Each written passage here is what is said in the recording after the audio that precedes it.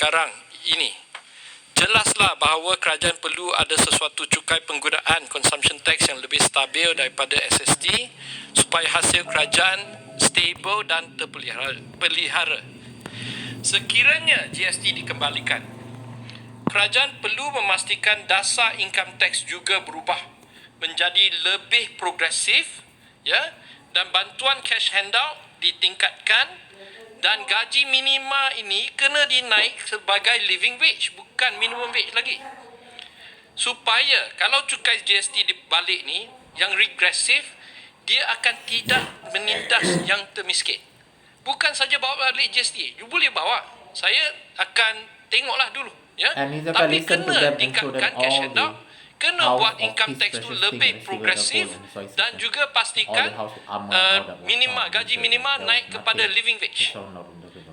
Sekiranya benar kerajaan berhasrat untuk mengkaji perkara ini dengan lebih mendalam, saya bersedia untuk memberi pandangan lanjut saya. Saya minta Menteri Kewangan sila berikan jawapan yang ikhlas, tak payahlah cakap ni, cakap tu, betul ke tak nak, ya. Sama ada kerajaan akan melaksanakan semula sistem GST untuk mengganti sistem SST. Terima kasih. Sila Yang Berhormat Arau. 3 minit. Terima kasih, Tuan Speaker. Cara dasar, saya setuju. Bincang cara dasar. Yang pertama sekali, kenapa sistem SST ini terpaksa dibuat pindaan? Kerana banyak lubang-lubang dan ruang harus diperbaiki dari masa ke semasa. Bila kita tukar daripada GST mari SST, pertama sekali cukai kita kurang daripada 42 bilion tinggal 20 bilion. Yang keduanya, kita terpaksa pindah kerana penipuan boleh berlaku dari masa ke semasa.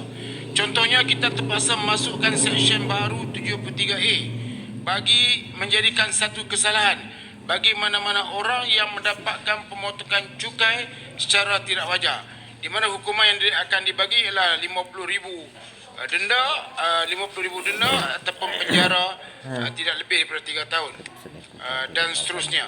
Jadi ini menunjukkan bahawa ada kelemahan sistem ini. Saya terima kasih dan ucap tahniah daripada PH, terutamanya Tebrau, yang menyokong supaya GST diadakan semula. Dan Subang nampaknya bersedia untuk berbahas, kecuali kawan-kawan kita yang lain yang tidak faham tentang sistem percukaian ini.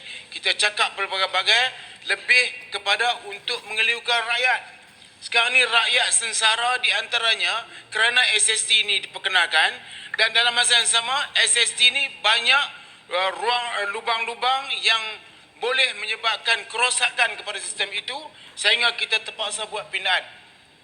Dan semasa kita perkenalkan GST dulu, kerajaan telah mengutip 133.3 bilion seperti yang Pontian sebut tadi. Dia telah membolehkan kerajaan belanja balik kepada rakyat.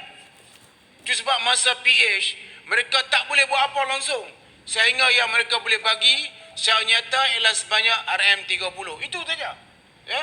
Tetapi sekarang ni, walaupun SST dalam keadaan payah, kerana Menteri Kewangan pandai menguruskannya, kita telah dapat apa yang telah kita dapat melalui perbincangan kita dari masa ke semasa. Dan saya nak sebut satu ini, iaitu semasa perubahan daripada GST kepada SST, 3 bulan kerajaan tidak mengutip cukai. Yang diceritakan kepada kita bahawa selebih daripada 10 bilion kerajaan terpaksa menanggung kerugian kerana cukai tidak dikutip, tax holiday. Jadi sekarang ni takkan kita nak membiarkan benda itu berlalu begitu saja. Orang yang bertanggungjawab menyebabkan cukai tidak dikutip seharusnya mendapat hukuman, dan mereka mesti dibicarakan di parlimen ini kenapa cukai tidak dikutip. Menteri Kewangan, bekas Menteri Kewangan kena ambil tanggungjawab. Kenapa cukai tak dikutip dan kita rugi 10 bilion. Kalau sekiranya saya menyebut perkataan 10 bilion ini nak rujuk saya kepada Jawatankuasa Hak dan Kebebasan, boleh. Sebab saya nak tanya berapa sebenarnya kerajaan tak kutip cukai. Adakah kita nak biarkan begitu saja kerajaan biarkan begitu saja orang yang telah melakukan kesalahan. Ini bukan benda yang kecil. 10 bilion kita boleh dapat pelbagai perkara untuk bantu rakyat. Ini adalah kenyataan. Itu sebab minta laluan. Temberau terima kasih sebab dia seorang yang berfikiran bernas, hebat. Walaupun dia pembangkang, dia menyokong supaya sistem GST dikembalikan semula.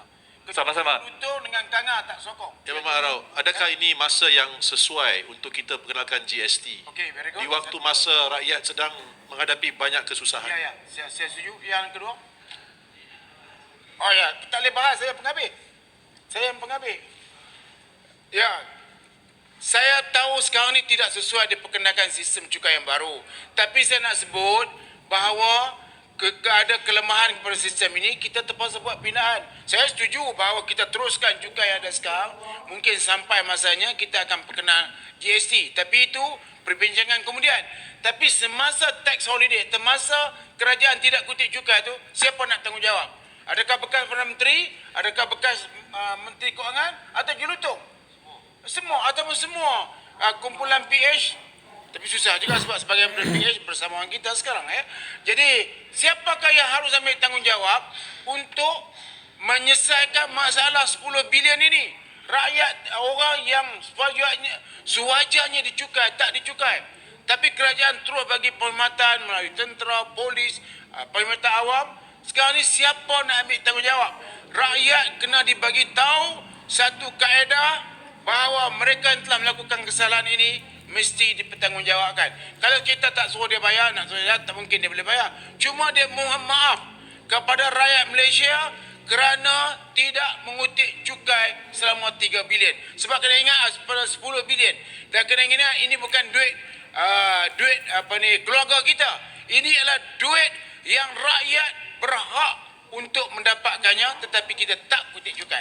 Jadi saya menyokong rang undang-undang ni dengan hebatnya untuk membetulkan sistem sales tax dan juga service tax yang kita tengok banyak lubang-lubang. Jadi sekarang ni orang rakyat ingin bertanya, kalau GST kita kenakan 6%, tetapi sales tax dengan service tax ni kita kenakan antara 10%, 5%, antara 15%, antara 15% sehingga 16%, iaitu 10% campur 5% ataupun 10% campur dengan 6%. Jadi rakyat nak bertanya, kenapa SST ini cukainya tinggi tetapi kutipannya rendah? Kenapa GST dikenakan 6%, kutipannya tinggi? Rakyat yang nak tahu benda yang mudah ini supaya dipikirkan bersama kenapa jadi demikian rupa. Jadi terima kasih, saya menyokong supaya dipercepatkan semua rang undang-undang kewangan ini untuk membolehkan kita balik kepada rakyat, untuk memberi perkhidmatan yang terbaik kepada rakyat, untuk memberi mereka baju sekolah, untuk memberi bantuan bagi mereka yang terkesan daripada COVID-19 dan juga mereka yang menghadapi banjir. Terima kasih. Terima kasih Yang Berhormat Arau. Kanga. Saya jemput Yang Berhormat Bukit Bendera, yang lain